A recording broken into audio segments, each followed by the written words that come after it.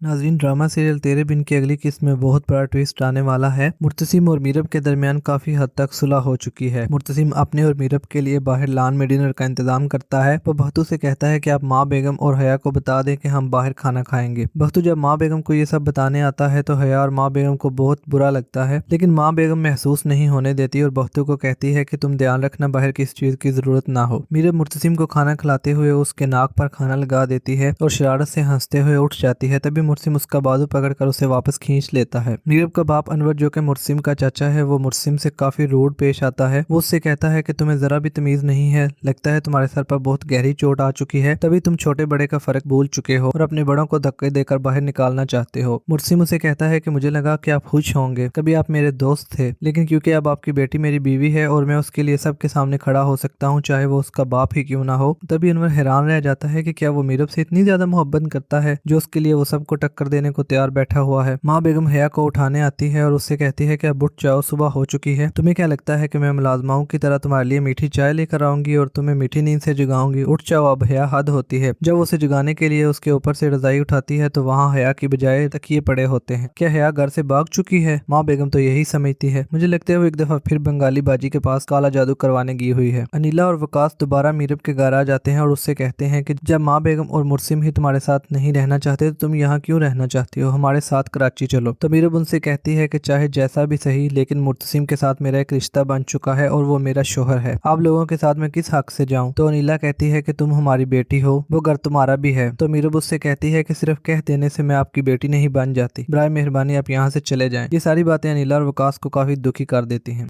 मुर्तसिम मीरब को अपने रूम में बुलाकर कहता है कि तुम्हें ना मुझसे मोहब्बत है और ना ही तुम्हें मेरा साथ चाहिए, तुम अपने साथ खुश रहती हो।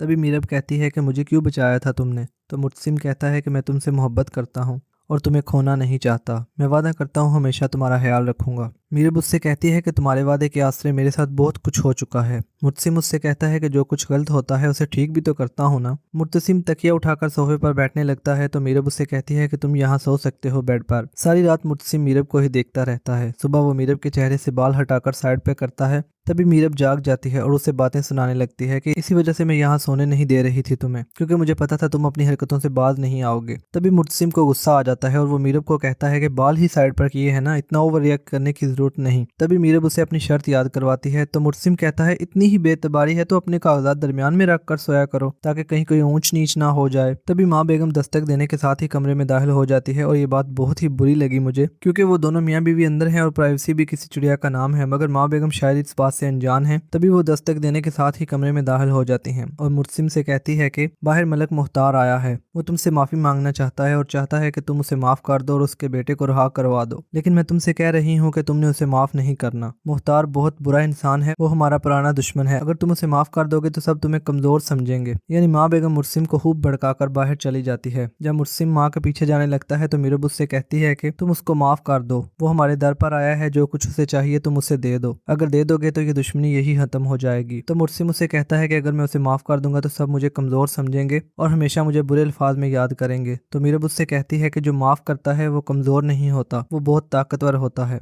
ये बात मुर्तसिम को बहुत कुछ सोचने पर मजबूर कर देती है। दोस्तों, पिछली एक साथ में हमने देखा कि मुर्तसिम अकेला बैठा होता है, तभी मीरब उसके पास आती है तो मुर्तसिम उसे कहता है कि अब क्या लेने आई हो, जब छोड़ ही चुकी हो। तभी मीरब दुखी दिल से वापस चली जाती है। वो अनवर से बात करके कराची जाने का फैसला करती है। मीरब के कराची जाने का सुनकर हया को बहुत खुशी होती है। वो फौरन मुर्तसिम के कमरे में जाती है और उसे बातों बातों में सुना देती है कि मैं तुम्हारे साथ वो काम कर रही हूँ जो मीरब को करने चाहिए, लेकिन वो तो तुम्हें छोड़कर कराची जा रही है। ये सब सुनकर मुर्तसिम को शॉक लगता है और वो बहुत उदास हो जाता है। मुर्तसिम की बहन मरियम उसे सच बताती है कि भाई मीरब को रोक लें, वो जा रही है। उसे माँ बेगम ने जबरदस्ती यहाँ से भेजा था, वो जाना नहीं चाहती थी, उसे रोक लें। तभी मुर्तसिम मीरब को जबरदस्ती अनवर और वकास के सामने अपने रूम में ले जाता है और अपनी माँ को साफ साफ बताता है कि ये मेरी बीवी है और इसकी इज्जत करना सबका फर्ज है। आपने जो कुछ किया है मैं उसे माफ नहीं करूंगा। मुर्तसिम की माँ को बहुत गुस्सा आता है मीरब पर, जिसकी वजह से उसका बेटा अपनी माँ के सामने खड़ा हो गया है। मुर्तसिम और मीरब बातें कर रहे होते हैं, तभी हया दरवाजा बजाती है तो मीरब दरवाजा खोलती है। हया उसे कहती है कि साइड पर हट जाओ, मुझे मुर्तसिम से बात करनी है। मीरब उसे रोकती है तो जबरदस्ती कमरे में आ जाती है और मुर्तसिम को